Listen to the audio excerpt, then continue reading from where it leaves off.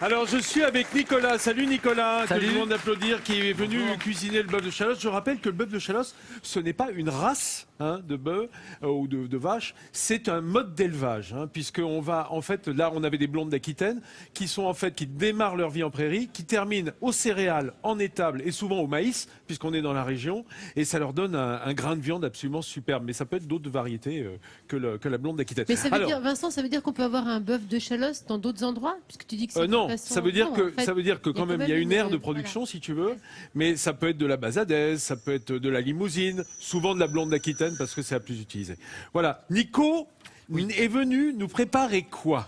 Alors je suis venu vous préparer un tartare de bœuf de Chalosse, donc avec de la blonde d'Aquitaine. C'est le meilleur moyen de vraiment déguster ce grain de viande absolument superbe. Le tartare là, on peut pas tricher. Voilà, donc là c'est la viande pour la viande. Donc, Et en plus on va la hacher au couteau. Enfin voilà. tu vas la hacher Oui, au couteau. Hein, c'est bien ça dont il s'agit. Comme un tartare doit être fait au couteau, normalement au hachoir électrique, ça casse justement ces fibres aussi particulières à cette viande, et ce serait tellement dommage que oui, on va le faire au couteau là. Nico, c'est un chef dans la région. Alors qu'est-ce que tu as pris comme morceau de bœuf? Alors c'est rigolo parce que du coup, comme on l'a vu dans le reportage, donc j'ai amené 2 poires, qui est un morceau qui se situe dans la cuisse du bœuf. Ça c'est une poire. Voilà, regarde bien, poire. ça a bien la forme d'ailleurs. C'est d'où le nom de poire. C'est cette forme de muscle qui est comme ça, piriforme. Donc j'ai vu avec mon artisan boucher, donc il me l'a bien préparé parce que c'est un morceau qui est quand même dur à parer. Oui, il y a pas mal d'aponévrose, c'est-à-dire des petites peaux, des membranes autour, donc c'est bien nettoyé. C'est un morceau qui avant était réservé au boucher. Il se le gardait pour lui. On appelait ça les morceaux du boucher. Mais maintenant qu'on le sait, maintenant qu'on le sait, on le prend. On va demander tout de suite la poire. Exactement. Il m'a dit pour midi en France, je peux quand même bien faire ça, quoi. Ah bah sympa le boucher. Sympa. Et on a évidemment tous les éléments du tartare, échalotes. Là, ce sont des échalions en l'occurrence. Oui. Ciboulette, persil plat, concombre, cornichons, je veux dire, et capre, et puis l'œuf. Pour lier le tout, le jaune d'œuf, bien entendu. Bon, bah c'est formidable ça. Ouais. On a de quoi faire. Je vais te laisser commencer à découper gentiment ta poire. Découpe ta poire, j'ai envie de dire. Ça va être un boulot de dingue de hacher ça tout seul au couteau. Non, ça va aller vite. Non, parce que Nico, ça va bien se passer. C'est le gars, il a l'habitude et il a des bons couteaux. On vous montrera tout à l'heure quelle est la technique. Avant, on va aller jouer. Vous avez vu les amis ce que je suis en train de faire pour Nico? Comme je suis un bon garçon, je suis en train de travailler le fil de son couteau. Parce que comme il fait le tartare au couteau, il faut que ça coupe bien. Alors on a un fusil, voilà. On ne change pas d'épaule. Et je te rends ton couteau. Tu vas me dire si c'est bien aiguisé. C'est important d'aiguiser bien ces couteaux. Surtout, attendez, je vais vous montrer. Il faut faire des lanières. Dans ta poire, tu fais des lanières. Des lanières. Alors après, la découpe dépend un petit peu de la manière dont tu aimes manger son tartare. Moi, je l'aime bien quand il y a un peu de mâche. Donc on fait des morceaux quand même assez gros. Donc voilà, j'ai découpé une lanière d'1 centimètre d'épaisseur à peu près. D'accord. Et donc là, je vais le retailler dans la longueur. Bon, ça va, j'ai pas trop... Ah non, mais je vais tailler la planche là maintenant. Oh bah écoute, ça me gênerait, d'autant qu'on t'en a qu'une. Vincent, si on n'a pas de poire, quel autre morceau de bœuf on peut choisir? Des pommes. Non. Non, mais au supermarché, voilà. Qu'est-ce que je peux choisir comme morceau de viande? Bah écoute, je pense que du rhum steak, c'est bien. Oui, voilà. Après, ça dépend un petit peu comment. Si on aime les viandes qui ont plus ou moins de goût, on peut faire avec du filet. C'est plus léger. Le filet, oui, mais c'est cher. Voilà, autant prendre de la tranche, du rond de tranche, des morceaux qui servira à faire des roast beef, par exemple. Ça peut marcher. Après, on peut simplement les tailler. De toute façon, quand tu les tailles, si tu as des morceaux un peu fermes, n'oublie pas que tu vas complètement casser les fibres, bien entendu. Donc les petits morceaux sont faciles à mâcher, même dans des morceaux un peu résistants. Ouais. Voilà. Alors là, c'est bien. Donc là, voilà, ça fait des. Ah bah oui, c'est carrément des petits dés. Ah oui, pas plus fin que ça en fait. Non, moi c'est comme ça que je l'aime, donc j'ai l'habitude de faire les choses comme je les aime. L'important, c'est que tu le fasses comme tu l'aimes, Nico. Voilà. Non, je disais, en fait, c'est pas du tout haché, quoi. Ce qu'il y a de bien, c'est que là, ça donne de la mâche, parce que quand c'est mixé, ça fait un peu pâté pour chien, quand même. C'est ça. Et les herbes, elles sont émincées, ciselées au couteau, pareil. Après, oui, voilà, on va se mettre sur les garnitures. Vas-y, n'hésite pas, attaque tes échalions. On va ciseler une échalion, voilà. Donc on va ciseler de manière classique. Voilà. Bon, voilà. Ah là, c'est bien. Hop, et après on va les prendre dans l'autre sens. Mais si, vous savez, j'ai derrière moi dans le public, on dit mais nous on sait pas faire comme ça, mais regardez. Comment ça, vous savez pas? Il faut Ah faire oui, non, c'est attention. vrai. Au Moyen-Âge, ça se passait pas comme ça. Non, au Moyen-Âge, ils faisaient avec des silex taillés, hein. Mais qui a vraiment aucune notion de l'histoire.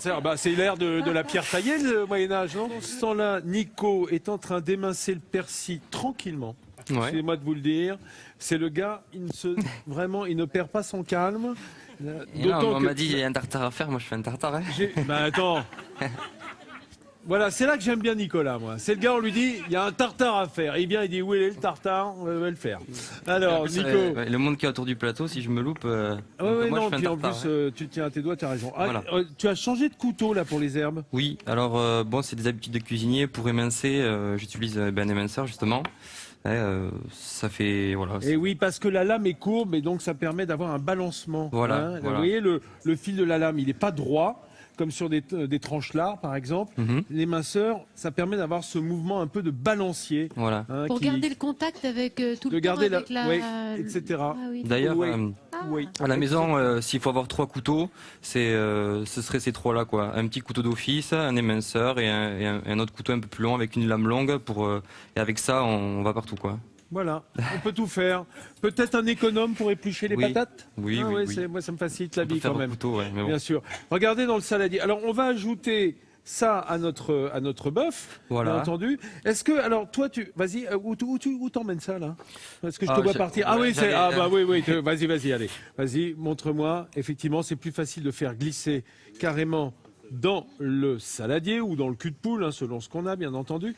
Est-ce que toi, tu es adepte? Alors là, j'ai une question vraiment de spécialiste. Est-ce que tu es adepte de rajouter l'huile et le jaune d'œuf séparément avec le vinaigre, ou est-ce que tu fais une mayo que tu mets dans ton tartare? Nous, bien. Moi, j'aime bien faire la mayo. Ah, ça, On avance. là, je te reconnais bien, là, mon Nico. Moi aussi, j'adore ça. Donc voilà, et là, on va l'émulsionner, le jaune d'œuf, avec une huile un peu spéciale, puis qu'on a fait infuser du foin.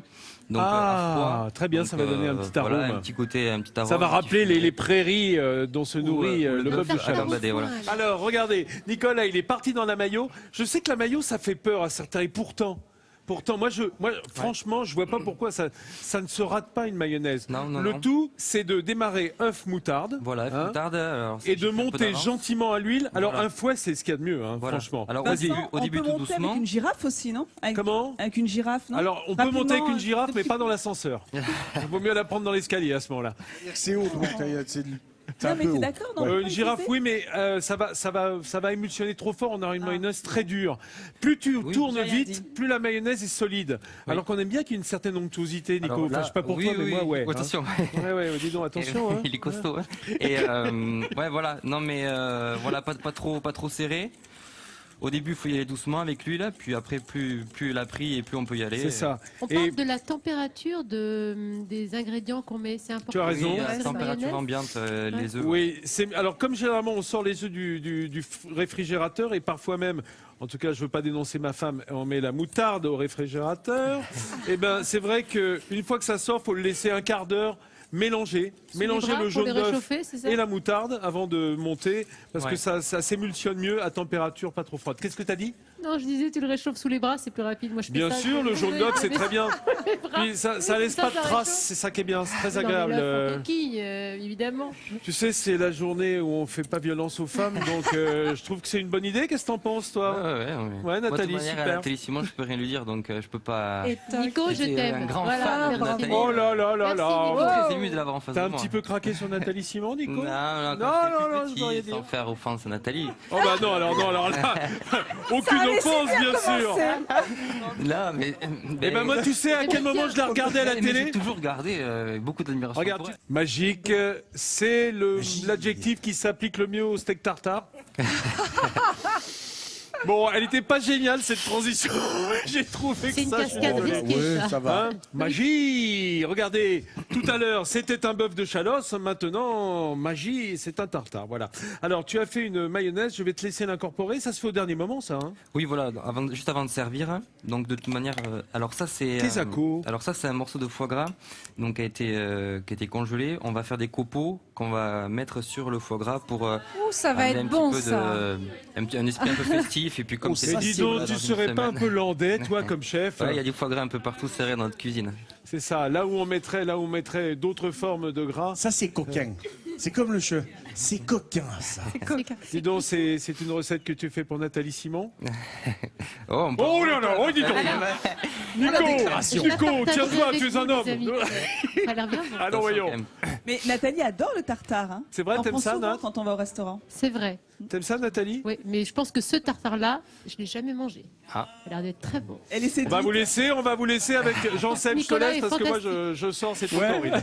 Allez. Dans les Landes, qu'est-ce qu'on est bien reçu. Je peux vous dire que ça embaume. Regarde, viens voir, regarde ça. Regarde ce C'est poulet, magnifique, ça. ce poulet simplement rôti, ce poulet jaune des Landes, la belle rouge, avec ses patates, ces quelques têtes d'ail, ça c'est merveilleux, On ça dirait c'est vraiment qu'on le est plat du dimanche dimanche. midi, là. Et le tartare de Nico, le tartare de Nico, il est qu'il a fait magnifique, avec hein. amour pour Nathalie Simon. Au Nous, revoir. on ne sait même pas si on y touchera. Et quoi. cette Non, daube de on va bœuf, goûter.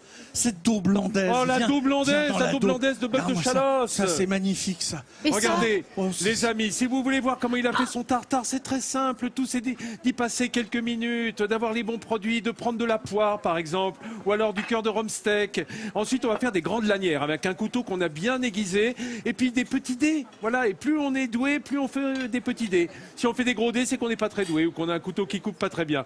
Ensuite, on va émincer, bien sûr, échalotes. On va y mettre ciboulettes, capres, cornichons. On va monter une mayonnaise, mélanger tout ce hachis d'herbe avec le persil plat, avec notre steak tartare, monter notre mayonnaise. Alors au fouet, c'est ce qu'il y a de mieux pour qu'elle reste bien souple. Et on va incorporer notre mayonnaise à ce steak haché et tout va bien. Voilà. Je n'ai Regarde pas. Vincent, je voudrais vous montrer ça aussi. Vous voyez la boulangerie Qu'est-ce que juste c'est, ça derrière nous. C'est la boulangerie de Fabien Boucheresse. Ce sont des pains au jambon de Bayonne. On a déjà commencé nous. à Que c'est goûter. pas bête ça. C'est Nathalie très, Simon, très elle bon. adore le jambon de Bayonne. Hein, tu aimes bien ça, c'est un beau produit. Et regarde ce que Eric Cosdoit nous a apporté aussi. C'est pas bon ça. Cuisse de canard confit avec les pommes de terre cuites comme ça dans la graisse de canard. Bah, C'est pas Liénor gourmand. d'Aquitaine, elle a bien commencé à taper dans le confit de canard hein, pour se Bah, elle avait réchauffer, froid, hein, elle votre a raison. Altesse. Votre Demande-lui un peu. Altesse, c'est bon.